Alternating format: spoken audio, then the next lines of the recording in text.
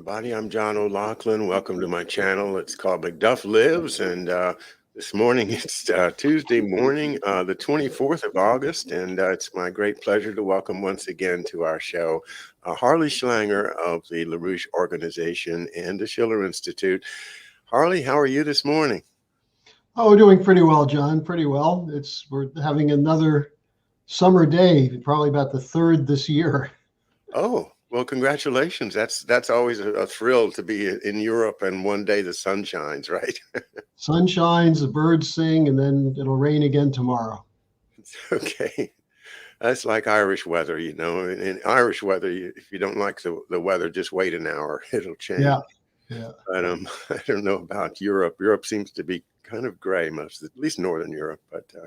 Yeah. But that's okay. It has its benefits too. I love to travel there. If I ever get a chance again, I'd love to come over and visit you over there in Come visit us. We have a nice lake in the backyard and very nice place.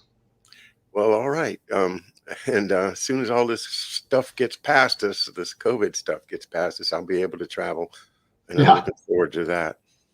I know we all are. My God, people are locked down all over the world, and Australia is really horrible. I mean, they're not letting some of those, like New South Wales, and I don't know if you followed Australia, but man, they are just locking everything down. I just heard a report from the BBC on Australia today, and it's people are not allowed to leave. It's extremely difficult to move around. Here in Germany, the lockdowns are gone. No masks in the schools for the first time. My kids came home excited yesterday saying we don't have to wear the masks anymore. Right. So momentarily things seem to be better here, but who knows how long that'll last. We were off of the masks, but of course now with the fall coming and everybody's worried about the flu season. Well, anyway, that's a topic for another day. Let's let that go and move on to what I think is really a lot more interesting, and that is what is going on with Afghanistan. And I'm trying to figure out whether NATO has got Harley, has NATO got a secret deal with the Taliban that is making all this stuff work, or are they really at loggerheads? What do you think? Well, I think the problem is that people didn't realize the extent to which we'd been lied to by the military and the politicians for so long. And they believe their own lies. If you go back, and I've just done this in the last couple of weeks, go back to 2010 when the first WikiLeaks documents came out on Afghanistan. And it said all the officers are lying about this. The war is not going well. There are all kinds of problems.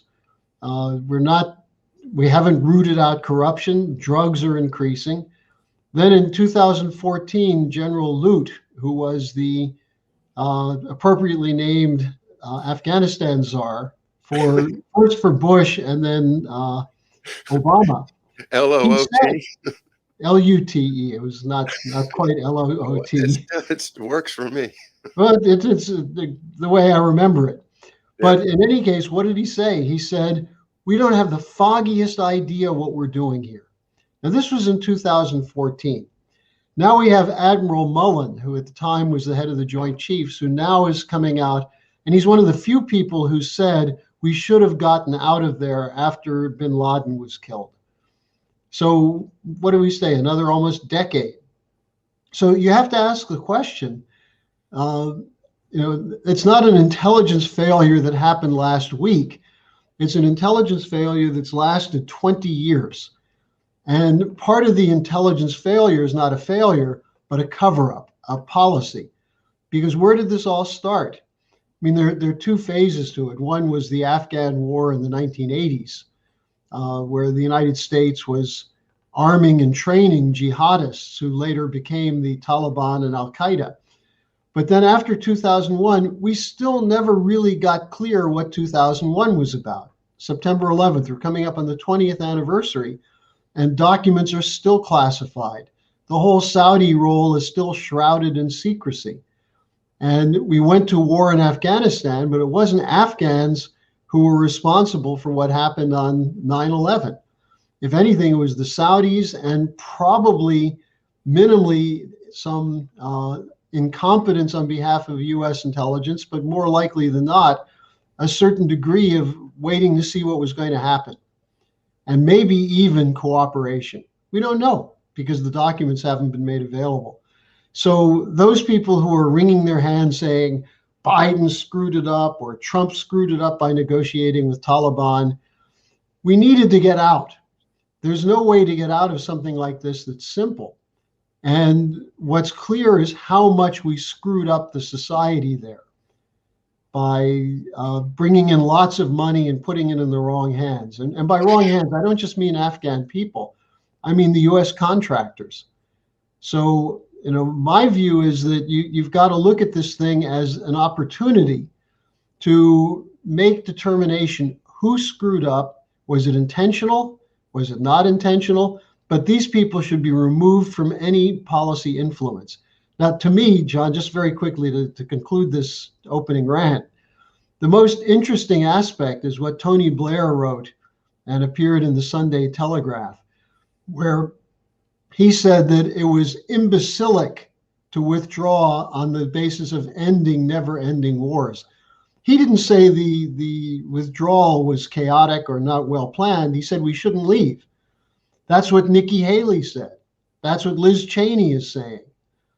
So instead of learning a lesson, we're seeing the same war hawks, nostalgic for war. The members of the leading forces in the British Empire are saying we've got to have this war. What did Blair say? He said the U.S. isn't committed for the long term. 20 years, that's nearly a generation. In terms of military officials, that's a generation. You have children of people who fought there in 2000s.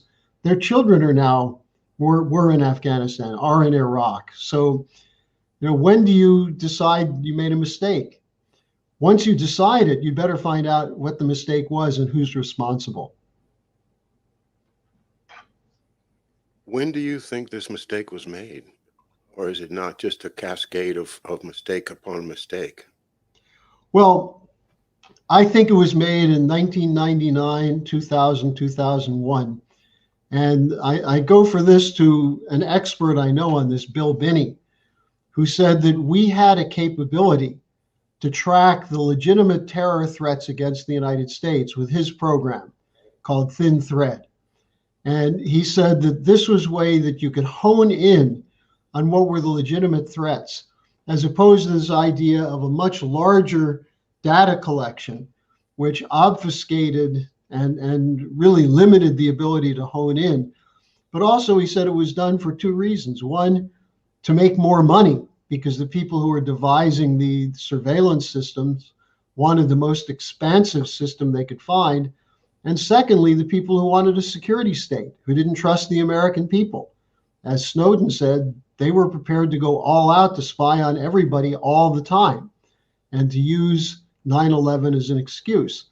Now, what Binney said is that there were people who were talking about a threat as early as July of 2001.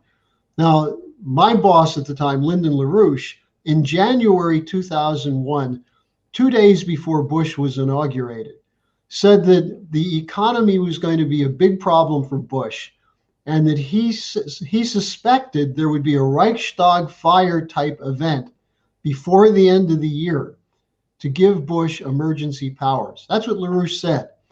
And when we ran that by intelligence people, they said that's what they're looking at. They're worried about it. But for some reason, and it was probably the fact that the Saudis were being protected, because the Saudis were a big part of the war on terror up to that point. Remember, it was the Saudis who matched dollar for dollar what the CIA spent in Afghanistan in the 1980s. The Saudi ambassador to the United States, Bandar, was extremely close with Bush and Cheney. Dick Cheney, of course, with Halliburton, was part of the military-industrial complex, the war machine that wanted to have more opportunity to spend money. So I think you have to go back to 2001. Now, one of the people who got it right was former Florida Senator Bob Graham, who was a Democrat. But Graham headed up a committee that demanded that the documents in Florida that the FBI was hiding about investigations into Saudi terrorism, these must be released. The Florida Bulldog, which is a weekly paper in Jacksonville, had a reporter who was literally a bulldog on this, who was really trying to get the documents out. There are 55,000 or more documents of FBI investigations into people who ended up on the so-called 9/11 terror list that are still hidden, still not declassified, still not made available. So this operation could have been headed off if in fact it was Saudis flying the planes into the buildings. But we don't even know that because the documents are not released. What Bob Graham did was to continue to push for the declassification of these documents. He's working with the families of the victims of 9/11, which is a very dedicated group of people who lost their loved ones that day, who have been in and out of court. They have gotten judgments against certain Saudis, some of whom are now dead, but there's still a whole array of intelligence that has to be done on what actually happened on 9/11. So why do we go into Afghanistan? Well, supposedly bin Laden was in Afghanistan, but he was also seen in Qatar. He was seen in Doha. He was seen in various other places, maybe even in Texas, who knows? So, the whole idea that this was an Afghan operation and that it was an unknown network or cell of Islamic terrorists is just not true. And some people know it, and they need to be deposed. They need to be threatened with going to jail if they don't spill the beans. Trump could have done that, and I thought he was moving in that direction. I think it's to his eternal shame that he didn't do it, because we're still dealing with the implications of what happened on 9/11, which we're coming up on the 20th anniversary in about 3 weeks. Yes, and I saw that the Department of Homeland Security, our very own, our very own Department of Heimatsicherheitsdienst, is DHS, HSD. What's the difference? Yeah, and that's what it is. This is the DHS is the American form of the Gestapo. And well, and John, I don't know if you saw this, but just to bring it up to the moment, the corruption and the fraud, there was an article in Reuters, I think it was 4 days ago, that the FBI admitted that after all their investigation into January 6th, there's no evidence that there was any plot, that there was any conspiracy to go in and kill congressmen and destroy the Congress and so on. Well, I would beg to differ. I think there probably is one, perhaps not conspiracy, but one plan that still hasn't been unveiled, which is that the provocateurs who were working with the FBI to turn that into something that could be used for an extension of the Patriot Act. So, we're still living, and this is something that Snowden has talked about, Bill Binney, Kirk Wiebe, and others. We're still living with the consequences of not getting the full story of 9/11. And that includes the fact that it's not just the thousands of Americans who are still stuck in Afghanistan and the thousands of people who are Afghans who worked with us, but 30 million Afghan people. You can't airlift the whole population out. We've got to do something to protect those lives, especially the young people, because most people in Afghanistan are under 20 years old. another aspect of Afghanistan that we've often talked about is the great game aspect, and Yeah. you alerted me to the British geographer, I guess, Mackinder, Yeah. and his philosophy of Asia and Central Asia being the real pivot point of world power, and that whoever controls that is going to be able to control the trade of the world and perhaps even the whole world. So it's been British policy to control Central Asia forever. And this has been the source of lots of conflict. And now we're at the point where I would ask the question, is Britain giving up on the great game?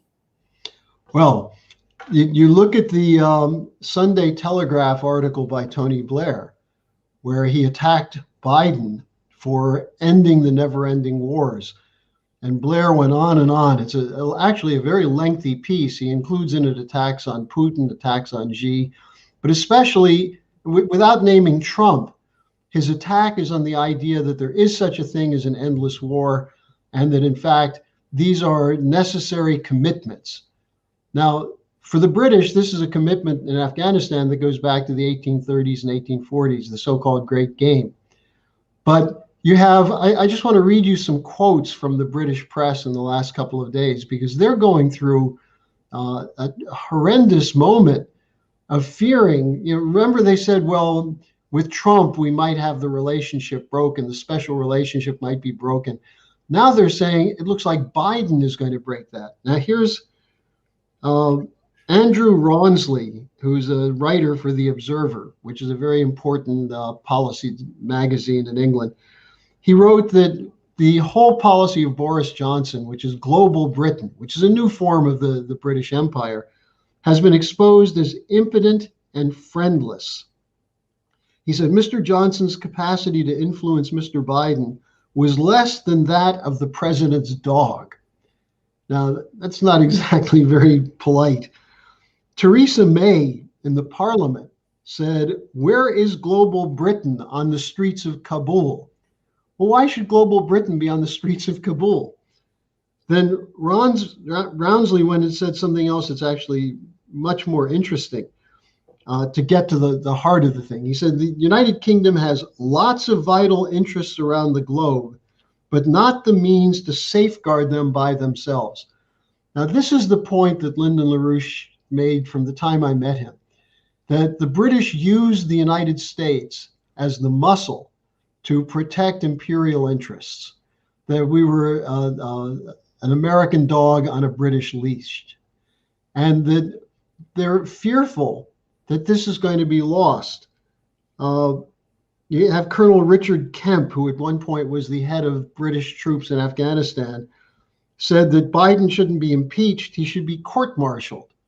So they're going apoplectic over the decision to withdraw from the war. Now, then what's the further connection? And this is where NATO comes in. The NATO leaders are saying to Ukraine, can you trust the United States, that the United States will protect you?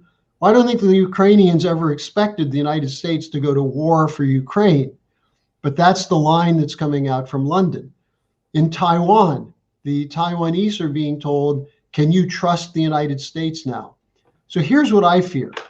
I fear that in order to force the hand of the United States to either go back into Afghanistan or commit itself to a more muscular buildup in the South China Sea and in Eastern Europe, that there'll be some kind of false flag, whether it's something that blows up in Ukraine or Crimea, a fight that goes on in the Black Sea or in the South China Sea, where you now have British frigates, you have German fighters. The danger is that the way they think they can recoup the American muscle to back the British interests is by using these crisis points, what Afghanistan was called by Mackinder the pivot, that Eurasia is the pivot of the world empire.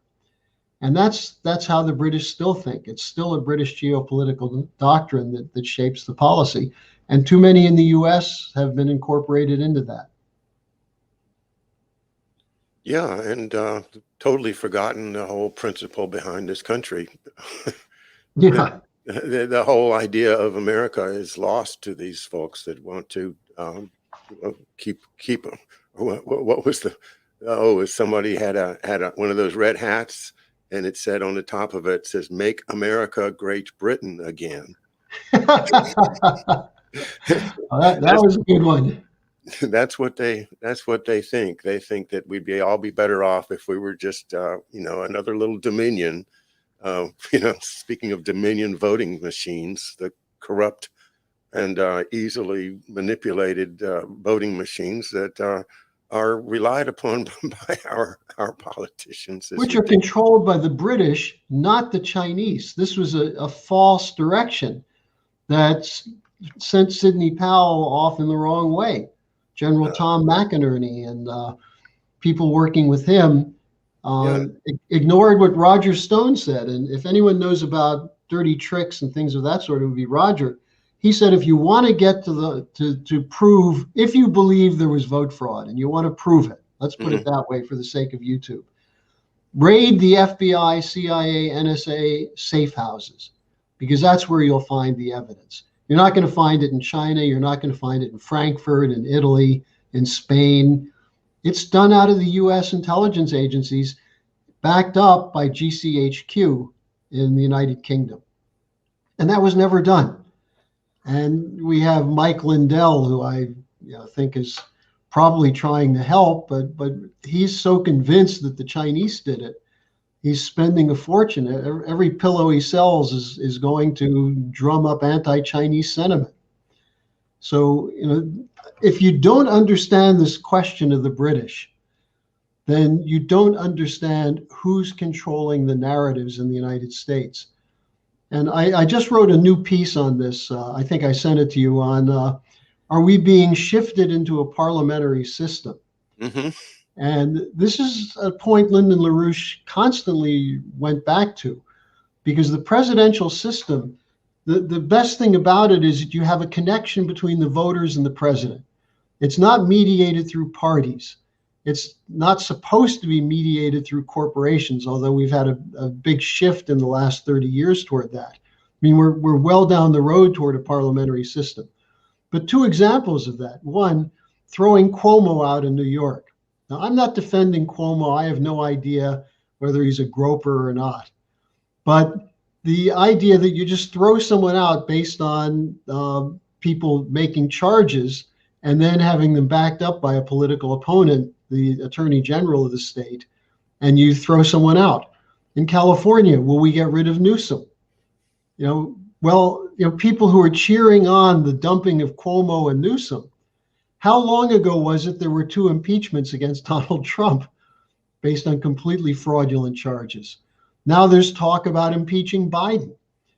What happens when you have this occur is that you have outside forces that are not voters who are determining the policy. And they're doing it working through cartels that control influence inside the parties and the institutions. The parliamentary system is one in which the party is ultimately the arbiter of policy, not an individual with a policy. And we saw this with the corporate reaction against Trump, the way the whole thing moved to give legitimacy to this argument, which was a complete fraud, that the Russians meddled in the election. So, I just made the point, we're going to be investigating this further, but where did this idea that the United States should be a parliamentary system instead of a presidential system come from? A guy named William Yandell Elliott. Oh, one of my favorite people. I figured you knew him. Yeah, I did a whole show on him about 2 weeks ago. Yeah. Okay, well, and his ties to the aristocracy, the international oligarchy, and so on. That's who he was. Yeah. Yeah, I mean, this is a guy that became the head of the government department at Harvard, and he was, in fact, the head of the government department when my dad was studying at Harvard. And when Henry Kissinger went through. And he is the mentor of Henry Kissinger, at least when he got to Harvard, and they've started doing that summer institute. And that's where they developed a lot of the theories. And then out of Kissinger comes Brzezinski and a whole host of other mindless zombies that do what they're told. Samuel Huntington. Don't forget Samuel Huntington. Tell us about him. I don't remember his particular resume. Well, he's the one who wrote a book called Clash of Civilizations, which was the theory that was used by Brzezinski to say that there's no way you can have a peace between Muslims and Christians and so on. Huntington also wrote The Soldier and the State, which was about why the United States doesn't function the way it should because of the presidential system as opposed to the parliamentary system. Huntington was part of that Yandell, Elliott, Kissinger, Brzezinski network, who was extremely influential. He's less well known now. He also wrote something called The Crisis of Democracy. So he's less well known than he was in the 80s and 90s, but his Clash of Civilizations was one of the most important documents that justified US involvement in Afghanistan and then later the invasion of Iraq. Another Harvard professor. Yeah, yeah. The more I more I realize, my dad was going to school with the enemy, and no wonder he reacted against it. Smart people are able to see through this crap. And we once had a bumper sticker that said, "Before there was Hitler, there was Harvard." Oh boy. Well, I love. Matter of fact, my dad's Harvard chair is sitting right over there, and the emblem on the back of it says Veritas, Veritas, and it has little open books, and it's like, wow, Veritas, of course, means truth, and you say, well, Harvard is all about truth. I love it, but if you do a little research, you'll find that that's just half of the motto. The full motto is Veritas pro Deo et Ecclesia. In other words, truth for God and his church. What church are we talking about? We're talking about the Church of England. Who runs the Church of England? The King of England or the Queen of England. By law. Not God, that's for sure. No, not God. And so if you have a hidden agenda from 1640 to serve the interests of the British crown, and that didn't stop with the revolution, then we are looking at a pro-British institution that's been governing us, vicariously by appointing the people like Kissinger into high office. And it's not just Harvard, it's Columbia, for Christ's sake. I mean, Columbia started out as King's College. Yeah. And it's the same thing. They're trying to build a dominion, a Commonwealth member that, succeeds because it's part of this greater community that's really ultimately run by the banking system out of the city of London. That gets back to my question about why did we withdraw? My premise is that Biden came into office with Trump's already having established the idea of withdrawal with the Taliban, and we were going to withdraw. I don't think Biden wanted to withdraw. I think something has happened that has required him to move forward, and I'm thinking what that is money. In other words, we could not afford to maintain that extremely expensive policeman of the world attitude in the middle of thousands of miles from anywhere. Everything we bring in there has got to be shipped in, and everything has got to cost a lot of money just in terms of shipment. And I saw that we've spent over $2 trillion in Afghanistan since 9/11. And that $2 trillion doesn't stay in Afghanistan. It's just an excuse to put money in the pockets of our military industrial complex, which is the same people all along anyway. So is there now a real, like you've been talking about, Harley, the idea that they can't afford it any longer, the deep state or whoever you want to call them, they've run out of money.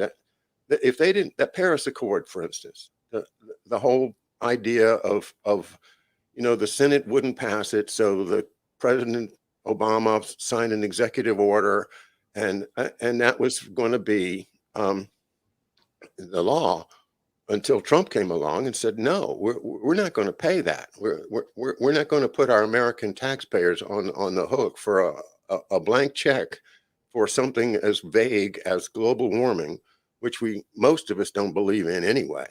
But so we're not going to pay it. Well, they have probably already spent that money. They said, we've got the future cash flow all figured out. We're going to get all this from America and all this from all these countries, and all this money is going to add up to a great big pile of money. So why don't we borrow against it now? Why don't we sell shares in things? But how? What?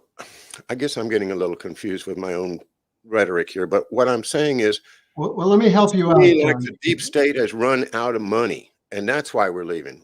Does that hold water? No, because the deep state is going to be able to grab as much money as ever. In fact, the defense budget is bigger. They have money coming from a lot of other different areas. Here's much more to the point.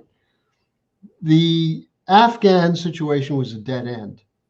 And what happened by 2016 is that Trump was able to rally a significant portion of the American population against the war for obvious reasons.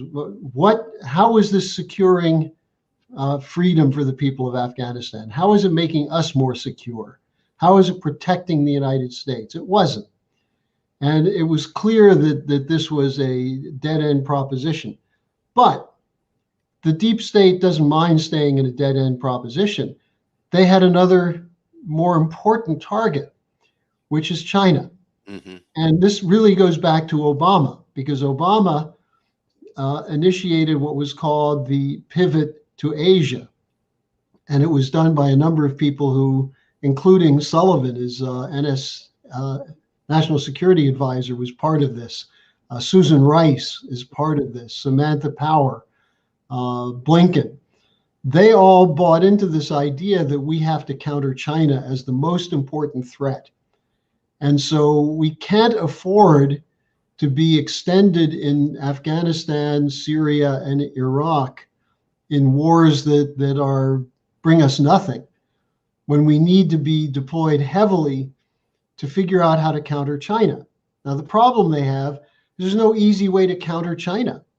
Lyle Goldstein from I think he's the Naval War College, has pointed out repeatedly that when we do naval war games on how to stop China from capturing Taiwan, if they want to do it, we lose. We don't have the logistics in-depth capability. We don't have, the island hopping that was possible in World War II doesn't work today, because the Chinese have a more sophisticated defense capability than the Japanese did. So what you're talking about is overwhelming numbers of forces, which would incorporate trying to bring in India, Australia, as well as NATO into an Asian NATO. That doesn't work. The point is, your broader point is accurate. They can't defend this collapsing system. It's not going to work. It's going to drive the world into bankruptcy.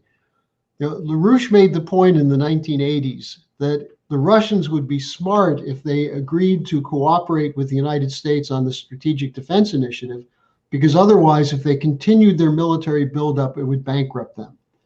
They rejected Reagan's SDI and they went bankrupt. He said at that time, the US is headed in the same direction. Now, you can't keep spending $1 trillion a year on defense. And that's essentially, if you add all the other areas together on top of the standard defense budget, it's almost $1 trillion a year. Now, a lot of that is borrowed. We have a huge debt. The money, and when you spend on defense, while you get some new technologies that may be useful, most of what you're spending is disposable. Bullets, cars that drive through deserts and up mountains, and things that you're essentially wasting a lot of money that will do nothing to the economy. In the short term, it boosts the economy, which is what happened with Reagan's war buildup. But in the long term, it's waste. So that's why they went with the Green New Deal. They actually believe that they can generate more money for so-called carbon neutral policies, CO2 neutral policies, with the bond market, the carbon bonds, and so on. they're talking about 40 to 60 trillion dollars between central bank spending and private equity funds and financial funds dumping money into this. Now, this isn't going to work either. I mean, the basic point, and this is what I'd come back to when you asked, why do we get into this war? We've been driven by insanity for most of the period since 1971. There was at least a fight going on after World War II for a sane US policy, which included the space program, infrastructure spending, an attempt to develop cooperation with the great powers of the world. After 1971, we moved into a new global casino economy in which the allies of the wealthy of the United States and the British were people who were wealthy despots in other countries. You have a global elite which depends on a speculative system, a Ponzi system, that now is not only looting people from the poorer countries, but from the advanced countries as well. So it can't survive. But the one advantage they have by promoting wars is that they can scare people into being quiet and accepting the fact that these guys in the military are protecting you. They know what's going on. They're spending the money, but it's you have to accept austerity for security. But that is, people aren't buying that anymore. So, I think we're coming to a point where we're going to have a real collision between the war hawks and people who are against war. Now, the problem is a lot of the people against war go off in all different tangents, whether it's, sexual liberation, ethnicity, Black Lives Matter, not enough oriented toward ending the poverty in the developing sector. But we've got to have something that pulls things together. And that's why we've had a couple of conferences recently where we've had a number of people who are important figures from around the world to discuss the question of, can we use cooperation in Afghanistan to demonstrate an alternative to geopolitical confrontation? And cooperation to develop a country which has resources, which is geographically ideal for connections east-west and north-south through Asia. Of course, that's why Mackinder and the geographical pivot was focused for so long on Afghanistan. Why not take advantage of that, the geographical location, for the Belt and Road Initiative, to have a connection, corridors of development that enable countries to work together? So that's the alternative, either more wars, whether it's with China, whether it's with Russia, Iran, Venezuela, or cooperation. And who wants wars? Well, there's a small group of people who want war. They did everything they could to stop Trump from working with Putin and Xi Jinping. And, Biden, I don't think, is a strong enough figure, even if he doesn't want the wars. And by the way, one of the things Mike Mullen said is that Biden was against the surge into Afghanistan that Obama accepted.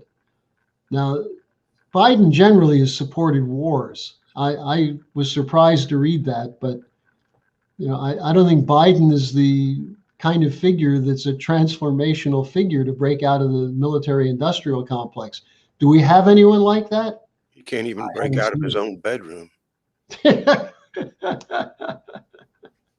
That's true. So I have no hope in Biden. And Biden is I think of Queen Anne when I think of Biden, because Queen Anne was a very unintellectual person who was used as a front by the oligarchs behind the throne. And I think that's what we have with Biden, is a guy that just happens to be. I mean, they were going to run Cuomo, right, the governor of New York, and then he, of course, the reason, if I may offer my opinion, that they put him down with that silly sexual, groping thing, was to get him out of the line of fire of those of us that want to charge him with murder, with murdering our grandparents and destroying the lives of thousands of families. And he would be he would be pilloried if he stayed in the public view long enough for those charges to stick, because they will stick. He did that. Well, that was his major vulnerability when he took the people who were sick and put them in the nursing homes. I mean, that was now the question that comes up is did he have the CDC backing for that? Were there other people who were telling him to do it? We may never know now, but I got a hint I'm sorry to interrupt. I just wanted to go ahead. fill in that I did get a hint that you might be interested in, and that was that the doctor, I've listened to America's Frontline Doctors, Dr. Simone Gold and her group, and one of them said, hey, the reason that they put the people in the nursing homes was because they were afraid the hospitals were going to get overwhelmed by young people. And they thought, well, if we're going to lose somebody, we might as well lose the old people because, their time has passed and the young people are part of our economy. So we need them. So let's just put the old people, into the nursing homes. That's the old argument. Go ahead. That's the old policy of triage. You let the people who are the weakest die so you can protect the ones who are stronger. That's it. And the question that comes up is, why are we in a situation where we can't defend the people who are the weakest? Especially when Trump sends the whole entire, ship right into New York Harbor with hundreds of empty beds. The hospitals of New York are empty, and the media run by Cuomo's brother are trying to convince everybody that all the hospitals are full of people that are on their deathbed with COVID. And it was all a big lie. And I am disgusted at New York. I mean, I'm disgusted at the governor of New York that he would do that. And, now they're going to let him off on some silly sexual thing that he'll just say, oh, well, I thought she gave me permission, blah, blah, blah. Who cares? What I care about is public policy run by a competent governor that has the interest of his citizens in mind. And we certainly found the opposite in Governor Cuomo. Sorry, well, I'm getting angry. No, but the point that there are two different points there. One is, I agree that there are reasons to look at what he did. And there are things he did on the COVID which are unconscionable. The question is, how widespread are those things? You have whole groups of people who were saying initially the idea of herd immunity is let the older people die, let the comorbidities go, because we can't afford to help them plus the younger people. Mm-hmm. This really comes up to a more profound economic question that brings us back to someone else that I know you're familiar with, which is Hjalmar Schacht. I was just reading the book this afternoon, The Brothers, and I wasn't aware that John Foster Dulles had such a close connection to Schacht, who became Hitler's finance minister. Schacht's policy was designed to cull the herd, get rid of the useless eaters. Mm-hmm. Now, they did that because they didn't have enough money to build up a war machine and at the same time take care of older people. Well, we have a similar situation today. And in this case, we're writing off whole continents. So the question is, this is why I think ultimately this question of parliamentary versus presidential is important, because a presidential system, as the American system was set up, is based on a credit policy, an investment policy where the government puts funds into physical economy to develop the economy, to increase the total wealth per capita. And by wealth, I don't mean money, I mean physical goods production. Whereas a parliamentary system, you have private groups that battle over getting pieces of the pie. And they have their own parties, their own networks that are their champions. And that's what we've had. And the party that has the strongest power, and by party I mean the institutions, have been the financial institutions, Wall Street, City of London. They've been the ones who have diverted our banking system into a liquidity machine for speculation. And if you really want to get to the heart of things, that's where you have to go. Now, let me just point out one other thing that I found very fascinating on the Cuomo situation. The woman who's replacing him, you know anything about her husband? Have you read about him, Hochul? No, nothing. He is a top official of a gaming company, which used to be called Sports Services, and before that, Emprise, an organized crime, money laundering, and drug operation that was in the news in the 70s because they murdered an investigative reporter in Arizona who was looking into what they were doing. And the Jacobs family, along with the Bronfmans and the Purple Gang in Detroit, were the connections with, during Prohibition, with the Canadian bootleg, the British booze going through Canada and the United States. And then in the 50s and 60s, they became the drug networks. And they set up these companies like Emprise and Sports Services that took over concessions at sporting events, parking lots in cities where there's a lot of cash passing through hands. And they would come in and do lowball bids so they'd get the contracts. And they'd also threaten people to get the contracts. And then they'd have a ready cash machine to launder money.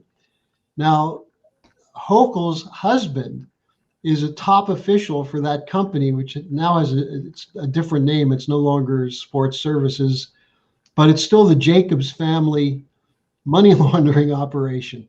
So how long is she going to go before they start turning some scrutiny onto her? It's just an interesting sidelight to the corruption in New York State. It's terrifying. I mean, we've been studying with some other researchers. George Webb and Harry Greek are stand out for reporting on Igor Kolomoisky and how Kolomoisky has bought up most of Cleveland. And this is going on all over the country in places we don't even know about. You know that these criminals are. You know what it really goes down to is when, and I was reading this in the Yankee and Cowboy War by Carl Oglesby.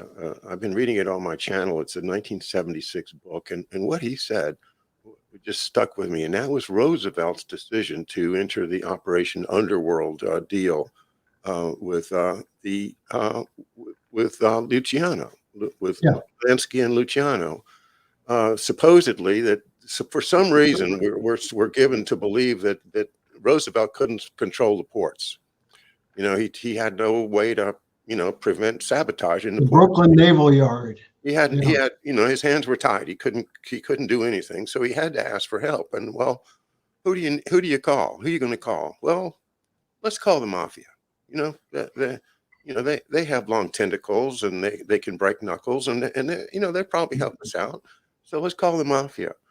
Well, once you do that, you've opened up the door to all the criminal money, that the mafia wants to push through the legitimate businesses to launder it. And we've been doing that ever since for the mafia. And right now we're at a point where we have to admit it.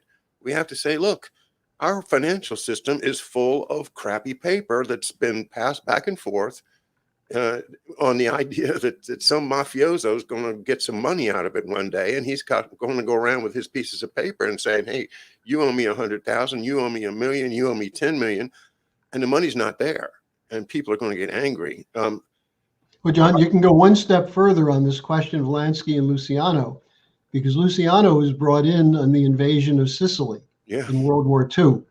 Now, why do you need a mafia figure? Is the mafia in Sicily really a threat to American military forces? This was one of, I'm convinced, was an Allen Dulles operation to make sure that after the war, whatever organizations remained that were armed and powerful could be brought into his post-war reorganization, including what we see today with Operation Gladio, the terror networks that were operating in Italy in the 60s and 70s and 80s, and so on. There's a continuity there. And, one of the things that is interesting, we had a guy, Pino Arlacchi, speak at our conference.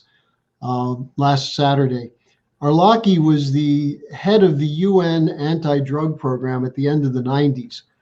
And he presented a report which showed that in 1999 and 2000, the Taliban was making some progress in shutting down opium production in Afghanistan. When did that stop? After we invaded. And where did it stop in particular? Helmand Province, which was the special security operation of the British Armed Forces. And so, the idea that we had to let the Afghan peasants keep producing opium poppies, because that's their only source of income, is nonsense.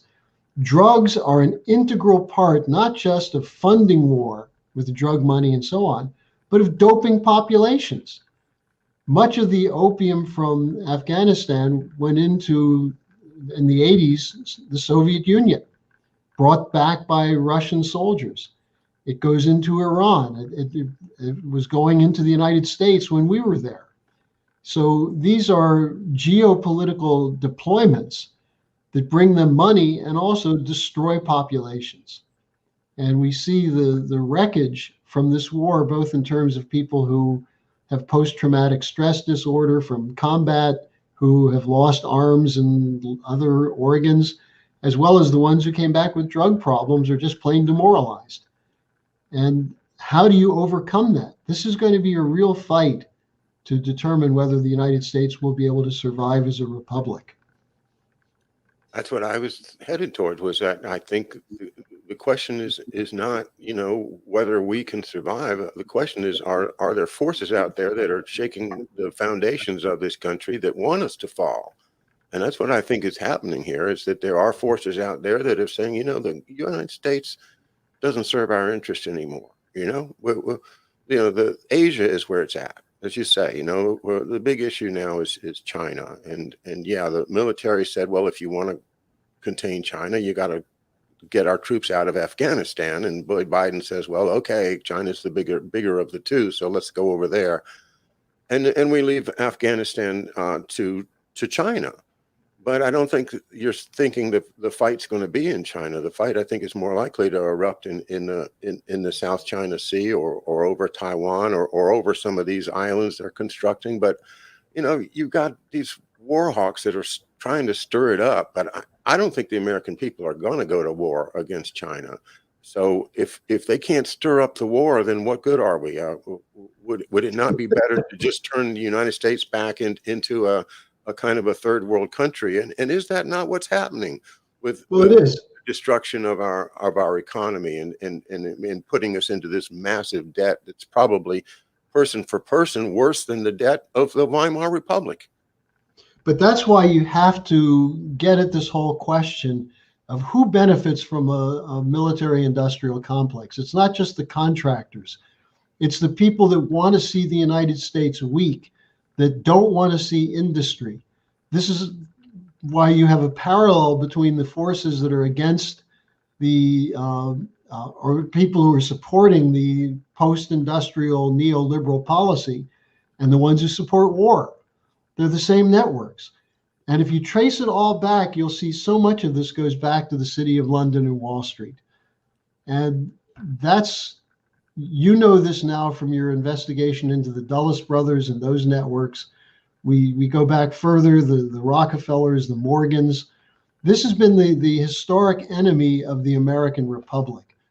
And I think it's time people really investigate what it was that Washington and Hamilton and John Quincy Adams and Lincoln and these people did to make the United States a successful industrial republic, and how that's what has been the target of these British operations for the last 2 centuries.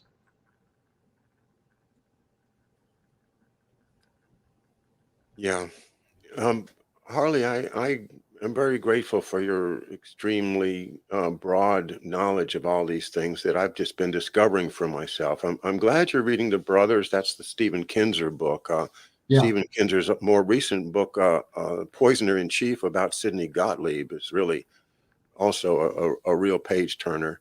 I found myself at the end of Kinzer's book kind of going like, oh man, you took this in the wrong direction at the end, because I don't know. But a lot of the times, like with Annie Jacobson, right? We have these great writers that know all of these facts, but then they will come to some conclusion which doesn't really fit the facts that they've put out, like, something just like, oh, well, everything's going to turn out fine in the end, or something like that. It's an example of that. Not going to turn out fine in the end unless we deal with these facts. Yeah. The book by George Kryl, Charlie Wilson's War, which exposes the U.S. involvement in the 80s, it's kind of a page turner. It's very interesting. But he really underplays the conclusion, which is that after all this attempt to spend money to win a war, we left the country as a rubbish heap. We did nothing. We couldn't even come up with $50 million for schools. And, the real history of the world still has to be written. And, I think a lot of axioms have to be broken. Yeah. I'll break that axiom right over your head. Oh boy. Well, this has been great. The folks in the chat room, I've been able to take a snatch a look at over there, and there's a whole lot of interesting comments. I'm sure you'll review them after the show, as I will. A shout out to Patrice Liberos in Haiti, who is a faithful watcher of our show when she can get on the internet. She's saying that, or Patrice is saying that she's doing okay, but of course Haiti is really struggling. Haiti's been struggling for 200 years, and I don't know. Do you have any words of hope for Patrice down there in Haiti? Well, we have to straighten out the international financial system, and that includes justice for the people of Haiti, who have been victims of their successful slave revolt. They were the people there have been punished because they showed the guts to fight against the empire. So hang in there, and we've got to do something in the United States, because you don't have the power in Haiti to do what's necessary, but it would be so easy to bring in the hospital ships, the goods that are necessary, and then build roads and power plants and things like that. Why don't we do it? Because poverty is part of the whole policy. Maybe we should call China. Well, I think ultimately that's what's going to happen in Central America. The Chinese are going to go in, and that's what the U.S. is so afraid of. All right, Harley Schlanger, what a treat. We'll be back with you again in 2 weeks if the creek don't rise, and God willing. and we wish you well over there in Germany. I'm glad you got a sunny day, and I hope if there's anything left to it that you can get out and enjoy it. Okay, well, thank you, John. Good being with you again. All right. Have a great day, everybody. Bye now.